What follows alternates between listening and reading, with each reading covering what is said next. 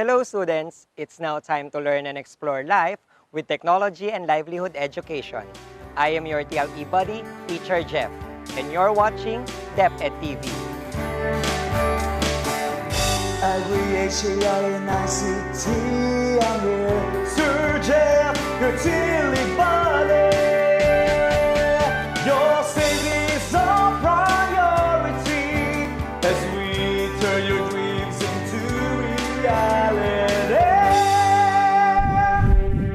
Be future ready with TLE.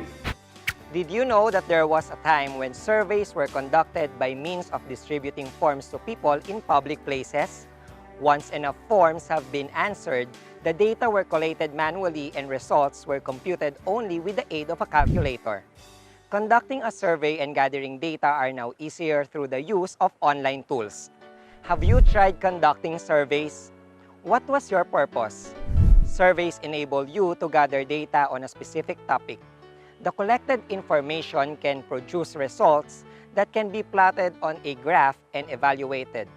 Charts can also be used to illustrate results. Before we start a new lesson, let us recall our previous topic. Look at these pictures and identify what activity can be done. You will be given 10 seconds to think for your answer.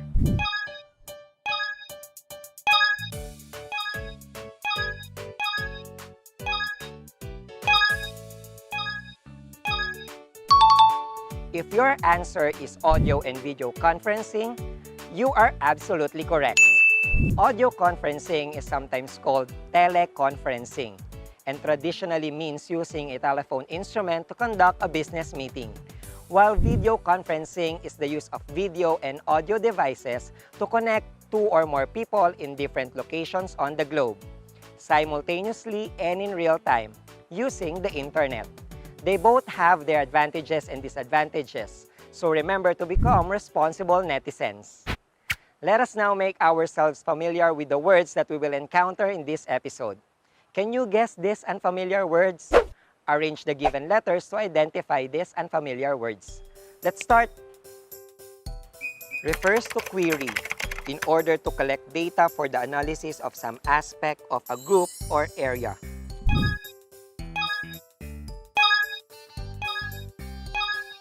And the first term is survey, a printed or typed document with blank spaces for insertion of required or requested information.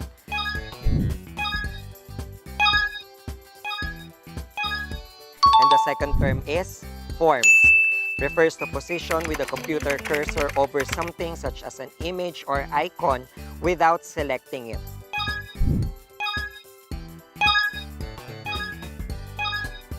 And the third word is hover, refers to factual information such as measurements or statistics, used as a basis for reasoning, discussion, or calculation.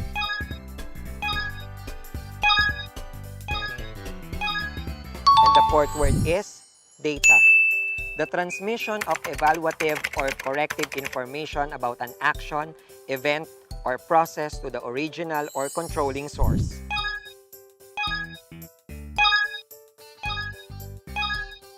And the fifth word is feedback. Remember these words so that it will be easier for you to fully understand our lesson for today. Read and understand each statement carefully. Identify whether it is an advantage or disadvantage of an online survey. Write letter A for advantage and letter D for disadvantage on your answer sheet. You will be given 5 seconds to answer each item. Number 1.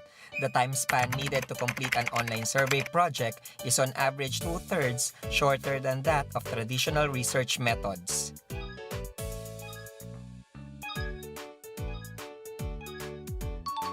And the correct answer is letter A. Number 2. The lack of a trained interviewer to clarify and probe can lead to less reliable data.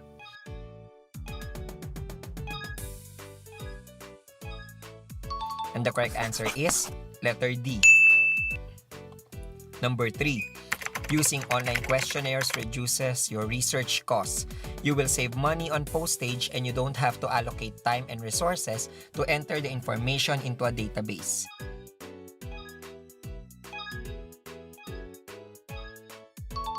And the correct answer is letter A.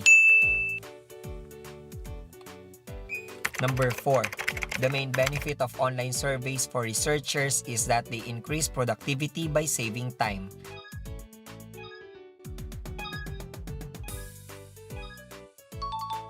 And the correct answer is letter A. Number 5. Online surveys could be deleted and ignored. People hate feeling poked, and if they get annoyed, they just have to click delete.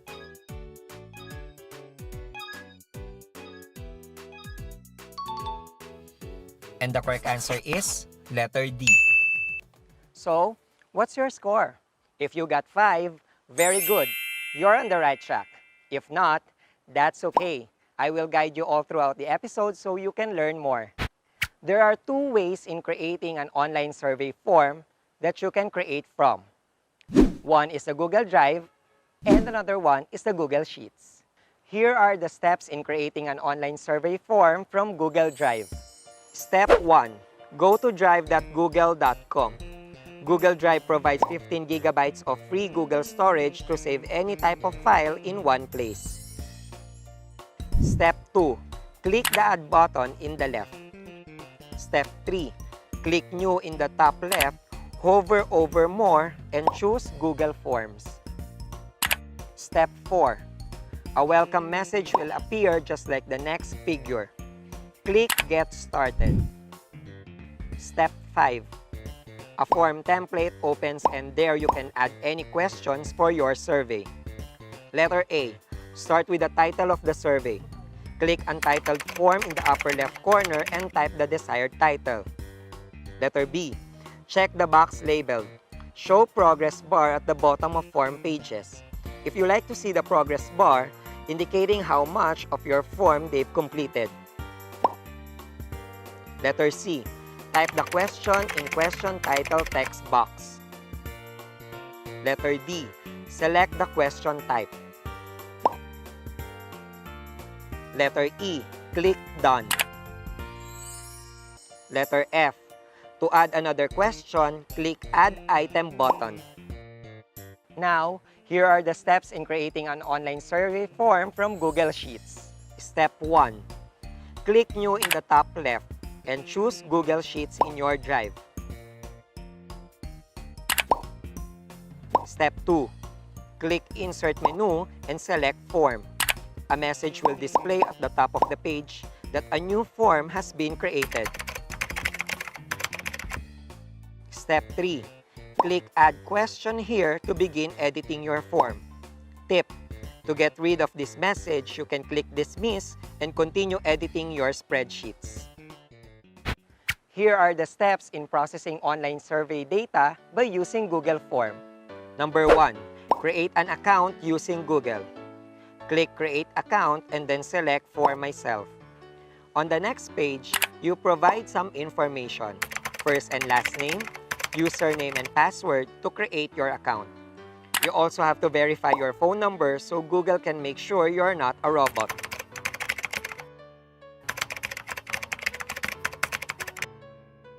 Number 2, how to create a blank form.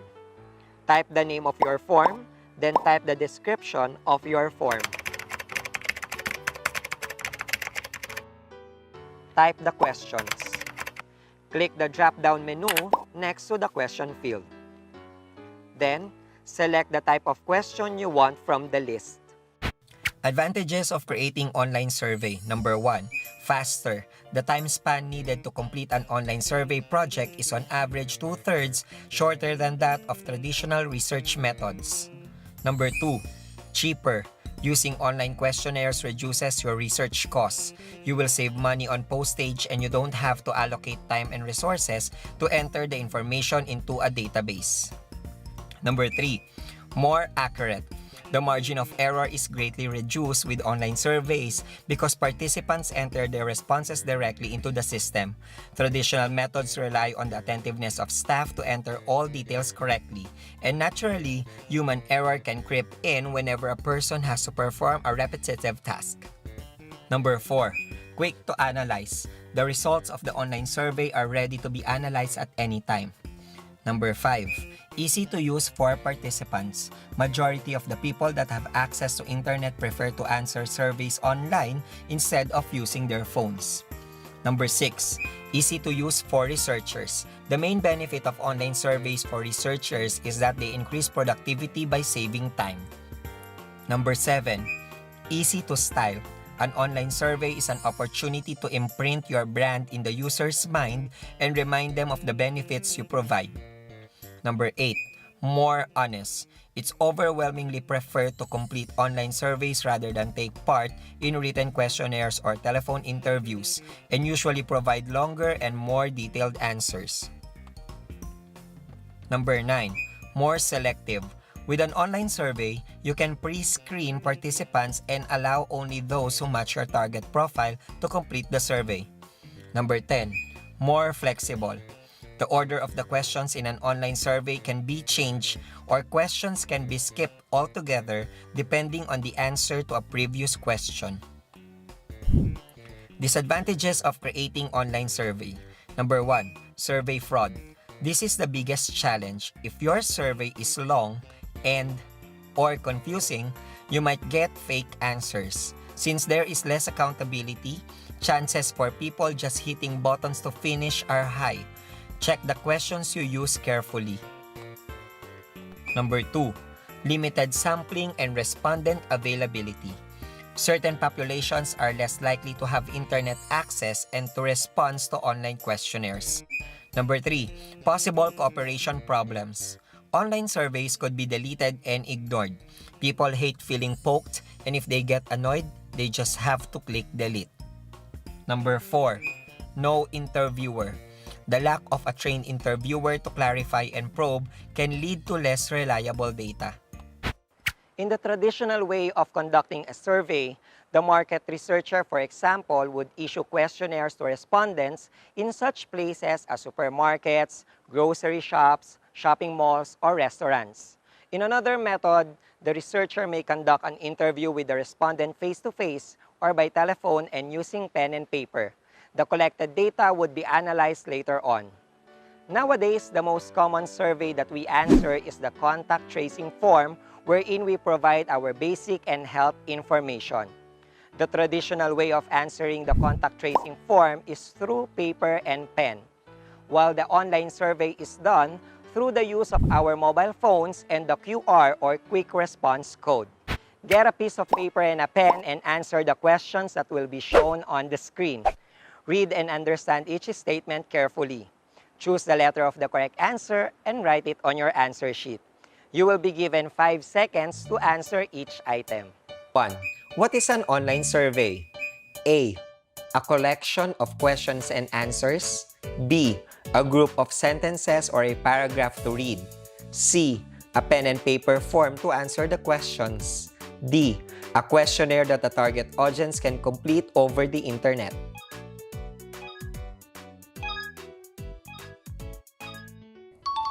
And the correct answer is letter D, a questionnaire that the target audience can complete over the internet. Number 2, in a survey form, settings are adjusted for single reply. How many times a respondent can submit their responses? A. Once. B. Twice. C. Thrice. D. Many times.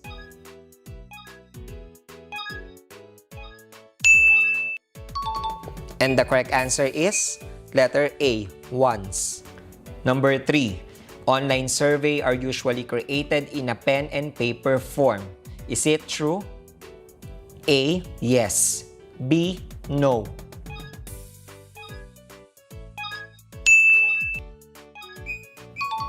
And the correct answer is B, no. Number 4, it refers to the positioning of the computer cursor over something such as an image or icon without selecting it. A. Data. B. Forms. C. Hover. D. Survey.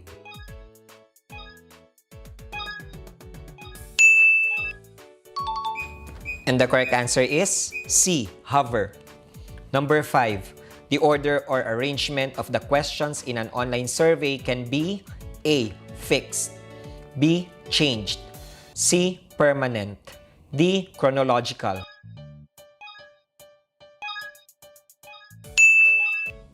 And the correct answer is B, changed. Number 6. One of the tasks of the Google Forms is to collect the respondent's email address. A, true. B, false.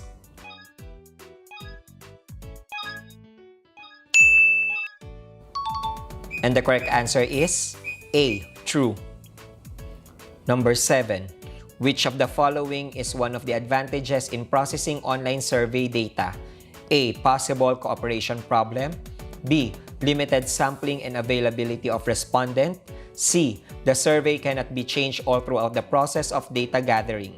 D, easy and convenient for respondents to complete surveys online.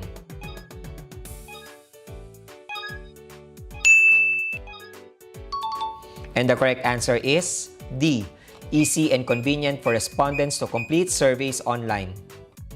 Number 8. What is the first step in using Google Forms? A, edit and format a form. B, go to Facebook account. C, open the website drive.google.com, then set up a new form. D, send a form for people to fill out.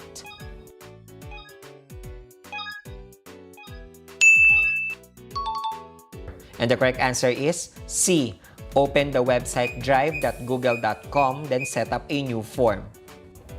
Number 9. Why Google Forms is one of the recommended online survey tool we use in processing an online survey data? A, Google Forms is an online game tool. B, Google Forms is a tool for online shopping. C, Google Forms is a tool that allows collecting information via survey. D, Google Forms is a tool that allows collecting of bill payments.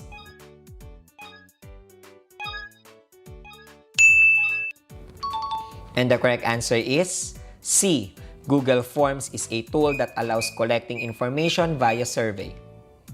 Number 10. In making questions in Google Forms, what type of question allows you to select more than one answer? A, checkboxes. B, list. C, paragraph. D, radio button.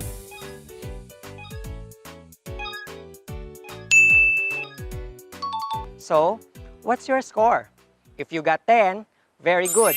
You're on the right track. If not, that's okay. We will have a short review on the next episode. Creating an online survey form can help you gain a better understanding of what makes you gather feedback, while processing online survey data can be very time-consuming and boring. Survey data processing consists of designing, data entry and data capture, data quality assurance and analysis, and reporting and data tabulation. When you conduct a survey, you ask people a question or a series of questions in order to gather information about what most people think about something such as an idea, person, product, or service. The data from this survey can be analyzed qualitatively or quantitatively. A qualitative analysis gives more importance on the response of each participant, regardless of how many respondents participated. From the responses, patterns are drawn to derive a generalization. The respondents has trusted you their personal information, so remember to keep this in private. Let us summarize our lesson by filling in the blanks with the appropriate word or phrase that correctly fits in each sentence on creating an online survey form. Number 1. Online survey form is a questionnaire created as web form with databases that is completed by respondents over the blank.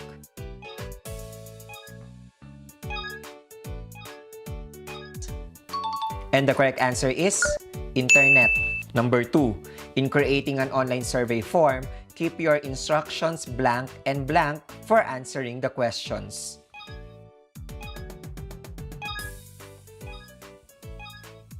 And the correct answer is clear and simple.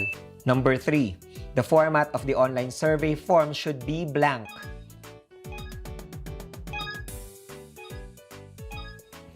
And the correct answer is close-ended questions. Number 4. Design your survey form in an attractive, simple, and blank manner.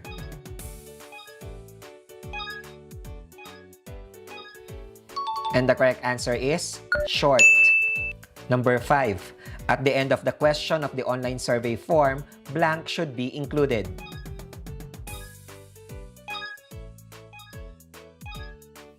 And the correct answer is, thank you. I hope that you have learned a lot today. Just have faith in God and ask Him to direct your ways according to His plans. This has been your TLE buddy, Teacher Jeff, saying, be future ready with TLE.